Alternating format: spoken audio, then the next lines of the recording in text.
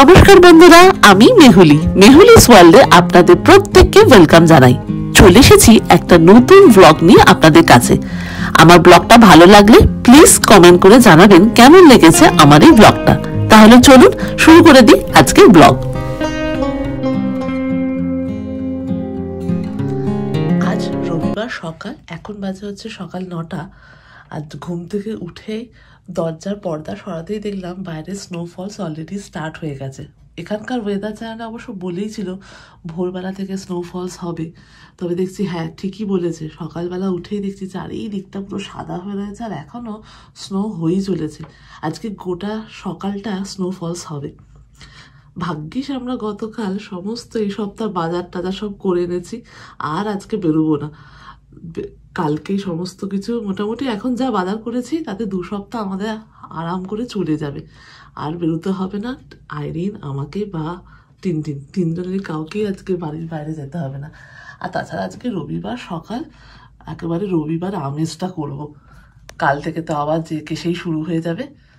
চারিদিকটা একেবারে সাদা হয়ে গেছে, এত সুন্দর লাগছে। আজকে স্নোটা ড্রাই স্নো বলে আরো ভালো লাগছে। ওয়েট স্নো হলে চারিদিকটা ভীষণ ভেজা ভেজা থাকে। আর গাছের ওই দিকে গাছটা দেখছি প্রচুর পাখি বসে আছে। আমি জানি না ওই পাখিগুলোর নাম কি, তবে এত সুন্দর লাগছে। সব পাখি গাছের ডালে বসে আছে। আর এদিকে আমাদেরও ব্রেকফাস্ট টাইম শুরু হয়ে গেছে অলরেডি। ব্রেকফাস্ট টেবিলে টিন আইরিন বসে পড়েছে। আর আজকে আমাদের ব্রেকফাস্টে রয়েছে অমলেট, হ্যাশ ব্রাউন আর ব্রেড টোস্ট, আর সঙ্গে রয়েছে 1 কাপ গরম কফি। বাইরে যা ঠান্ডা, তাতে এটাই বেশ ভালো লাগে। তুই খাচ্ছিস তো? খেয়ে নে। আমাদের ব্রেকফাস্ট করা শেষ, আর এখনো বাইরে স্নোফলস হয়েই চলেছে। আজকে দুপুরের জন্য আমি বানাবো শিম বড়ির ছেচকি আর সর্ষে পোস্ত দিয়ে চিংড়ি মাছ। তার জন্য যেটা করেছি, এইখানে শিমটাকে ডুমো ডুমো করে কেটে নুন, হলুদ, চিনি আর লঙ্কার গুঁড়ো দিয়ে একটু ভাপিয়ে নিয়েছি, মানে সেদ্ধই করে নিয়েছি। আর তার সাথে করেছি এই বড়িগুলোকে একটু ভেজে রেখেছি। এই বড়িগুলো সব এখানকার লোকাল মার্কেটেই কিনতে পাওয়া যায়। এরপরে আর বিশেষ কিছু না, এরপরে শুকনো লঙ্কা ফোড়ন আর কালো সর্ষে ফোড়ন দেবো কড়ায় তেল দিয়ে। তারপরে শিম আর বড়িটাকে একটু নেড়ে চেড়ে নেবো। আর কিচ্ছু লাগে না। এই রান্নাটা এত সিম্পল আর এত কম মশলায় তৈরি হয়, আর তেলটাও খুব কম লাগে, আর খেতে কিন্তু অপূর্ব লাগে। আপনারাও কিন্তু ট্রাই করে দেখতে পারেন। এটা কিন্তু গরম গরম ভাতে খুব ভালো। আর শীতকালে তো শিমটা সব জায়গায় অ্যাভেলেবল। কড়াইতে প্রথমে 1 টেবিল স্পুন মতো সাদা তেল দিয়ে, তেলটা যখন গরম হয়ে গেছে তার উপর 2টো শুকনো লঙ্কা আর 1 টিস্পুনের মতো কালো সর্ষে ফোড়ন দিয়েছি। তারপর ওর উপরে সেদ্ধ করা শিমগুলো দিয়ে দিয়েছি। একটু নেড়ে চেড়ে নেওয়ার পরে ওর উপর দিয়ে দেবো ভেজে রাখা বড়িগুলো।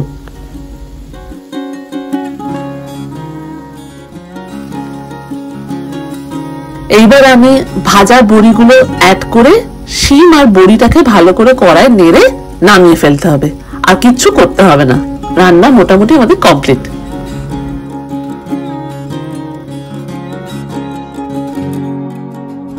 তৈরি হয়ে গেছে আমাদের শিম বড়ি ছেচকি। এটা গরম গরম ভাতের সাথে খুব সুন্দর লাগে। এবার আমি শুরু করব সর্ষে পোস্ত দিয়ে চিংড়ি মাছ। তাই প্রথমে চিংড়ি মাছটাকে নুন হলুদ মাখিয়ে ভালো করে সেদ্ধ করে নেব। আর ওর মধ্যে মশলাটাও রেডি করে ফেলেছি। 2 চা চামচের সর্ষে আর 2টো বড় চামচের পোস্ত মিক্সারে ভালো করে বেটে নিয়েছি, আর দুটোকে মিক্স করে রেখে দিয়েছি। এবার কড়াইতে 1 টেবিল স্পুন সাদা তেল দিয়ে, তেলটা যখন গরম হয়ে গেছে তখন একটা শুকনো লঙ্কা আর 1 টিস্পুন পাঁচফোড়ন দিয়ে দিয়েছি। এবার সেদ্ধ করে রাখা চিংড়ি মাছগুলো কড়াইতে দিয়ে দিলাম। তবে চিংড়ি মাছ বেশি আবার ভাজা যাবে না, কারণ বেশি ভাজলে চিংড়ি মাছ শক্ত হয়ে যাবে। তাই একটু হালকা করে নেড়ে চেড়ে সর্ষে আর পোস্ত বাটাটা দিয়ে দেবো। এখন আমি সর্ষে আর পোস্ত বাটাটা দিয়ে দিয়েছি। একটু নেড়ে চেড়ে এরপরে একটু এর মধ্যে জল অ্যাড করব। মোটামুটি রান্নাটা প্রায় হয়ে এসছে। এরপর স্বাদ মতো নুন দিয়ে দিয়েছি, আর ঠিক নামানোর আগে 3টে কাঁচা লঙ্কা চিড়ে দিয়ে দিয়েছি, আর একটু কাঁচা সর্ষের তেল ওপর থেকে ছড়িয়ে দিয়েছি। ব্যাস, আমাদের সর্ষে পোস্ত চিংড়ি একেবারে রেডি। দুপুরে খাওয়া দাওয়া শেষ করে একেবারে বসে পড়েছি টিভির সামনে, হাতে রিমোট নিয়ে। আজকে আর এই রিমোটের কোনো ভাগ বটরা হবে না। আজকে আমি সময় পেয়েছি, আজকে টিভিতে হইচই অ্যাপসে বল্লভপুরের রূপকথাটা দেখবো। শুনেছি নাকি এই সিনেমাটা ভালো হয়েছে, তবে এখনো অবধি আমার দেখা হয়নি। এই রিসেন্টলি দেখলাম যে হইচই অ্যাপসে এই মুভিটা আপলোড করেছে। তাহলে আজকে আমি এই সিনেমাটা দেখবো, আর দেখে আপনাদের জানাচ্ছি এই বল্লভপুরের রূপকথা মুভিটা কেমন হয়েছে। অনেকদিন বাদে না একটা ভালো সিনেমা দেখলাম। রবিবার দুপুরটা জাস্ট দারুণভাবে আমার কাটলো। সত্যি মানে শুনেছিলাম বইটা ভালো হয়েছে, কলকাতাতে শুনেছিলাম, অনেকের মুখ থেকেই শুনেছিলাম যে সিনেমাটা ভালো হয়েছে, পারলে দেখিস। কিন্তু আজকে যখন দেখলাম, সত্যি বলছি আমারও বেশ ভালো লেগেছে। আর এই মুভিটা খুব সিম্পল, যারা অভিনয় করেছেন তারাও প্রত্যেকেই খুবই ভালো অ্যাক্টর অ্যান্ড অ্যাক্ট্রেস। এখানে যে বাংলা সংলাপগুলো ইউজ করা হয়েছে, টু গুড। মানে আমি সাজেস্ট করবো প্লিজ আপনারাও একবার করে দেখুন বল্লভপুরের রূপকথা, দারুণ মুভিটা। আর এই মুভিটা বাচ্চা থেকে বড় সবাই কিন্তু দেখতে পারে। সন্ধ্যা হয়ে গেছে আর এখন বাজে হচ্ছে প্রায় 7টা, আর আমরাও বসে পড়েছি এই যে আইরিনের সাথে মনোপলি খেলার জন্য। বাইরে খুব ঠান্ডা আজকে, তাই আর আজকে আর বেরোইনি। মনোপলির সাথে শুধু মনোপলি খেলছি না, মনোপলির সাথে চলে এসছে আমাদের পকোড়া। আর আইরিন খাবে তো? আর রাত্রিবেলা কি খাবি? ম্যাগি। রাত্রিবেলা আজকে আমরা একটুখানি নুডলস বানিয়ে নেবো, ব্যাস রাত্রে নুডলসটা খেয়ে ডিনার করে নিতে হবে তাড়াতাড়ি, কারণ কাল স্কুল আছে কিন্তু। ঠিক আছে, আমরা এখন কাজের জিনিস করছি মানির জন্য, বিকজ আমি এমপ্লয়ি বাবার রিয়েল ব্যাংকে। তো বাড়ি কেনার জন্য এই প্লেস। আমি কি কিনবো? আমার কাছে কোনো পয়সা করি আছে কি এত? হ্যাঁ আছে, এই তো। হ্যাঁ, তো ওইগুলো মানিগুলো দিয়ে বাড়ি কিনতে হয়। আচ্ছা, বাড়ি কিনবো, আর অন্য কিছু কিনতে পারবো না? গাড়ি, বাড়ি, এইগুলো। Rail station. আচ্ছা, রেল স্টেশন। দেখি আগে একটা এয়ারপোর্ট কিনতে পারি কিনা। এয়ারপোর্ট নেই, তাহলে কলকাতা যাবো। এয়ারপোর্টে কিনে প্লেনের টিকিটটা ফ্রি হয়ে যাবে আমাদের, ভালো হবে না সেটা?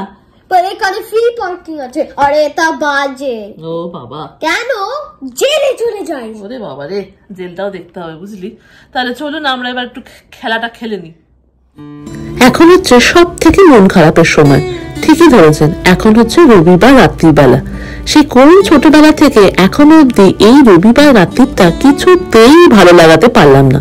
শনিবার শেষ হলেই মনে হয় আর একটা দিন হাতে আছে সোমবার সকালটার জন্য, কিন্তু যে মুহূর্তে রবিবার রাত্রিটা আসে তখনই মনে হয় এই রাত্রিটা শেষ হলেই একটা গোটা সপ্তাহ সেই রুটিন লাইফে দৌড়তে হবে। কিছু করার অবশ্য নেই, এরই নাম জীবন।